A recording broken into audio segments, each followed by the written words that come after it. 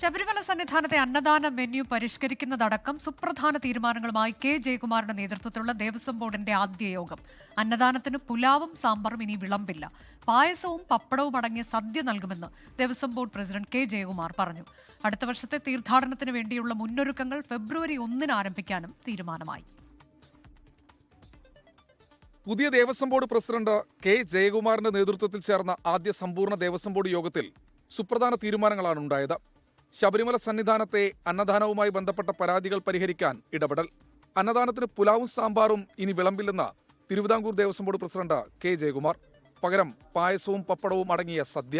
സദ്യ എന്ന് പറഞ്ഞാൽ വെറും സദ്യയല്ല, വിത്ത് പപ്പടത്തോടും പായസത്തോടും കൂടിയ സദ്യ ഈ അയ്യപ്പന്മാർക്ക് കൊടുക്കുക. പന്തളത്തെ അന്നദാനം മെച്ചപ്പെടുത്തുന്നതിന് 10 ലക്ഷം രൂപ അഡ്വാൻസും അനുവദിച്ചു. അടുത്ത വർഷത്തെ ശബരിമല തീർത്ഥാടനവുമായി ബന്ധപ്പെട്ട മുന്നൊരുക്കങ്ങളുടെ ഭാഗമായി മാസ്റ്റർ പ്ലാൻ അവലോകനം ചെയ്യും. 1 വർഷത്തിനുള്ളിൽ മാസ്റ്റർ പ്ലാനിലെ ഏത് വികസന പദ്ധതി നടപ്പാക്കാൻ സാധിക്കുമെന്ന് വിലയിരുത്തും. മാസ്റ്റർ പ്ലാനുമായി ബന്ധപ്പെട്ട യോഗങ്ങൾ ഉടൻ വിളിച്ചു ചേർക്കുമെന്നും ദേവസ്വം ബോർഡ് പ്രസിഡന്റ്. ശബരിമലയിൽ തീർത്ഥാടകരുടെ തിരക്ക് നിയന്ത്രണ വിധേയമാണ്. പോലീസും ദേവസ്വവുമായുള്ള ഏകീകരണം മെച്ചപ്പെട്ടു. എരുമേലിയിൽ സ്പോട്ട് ബുക്കിംഗ് നൽകാൻ തീരുമാനിച്ചിട്ടുണ്ടെന്നും കെ ജയകുമാർ പറഞ്ഞു. 24 തിരുവനന്തപുരം.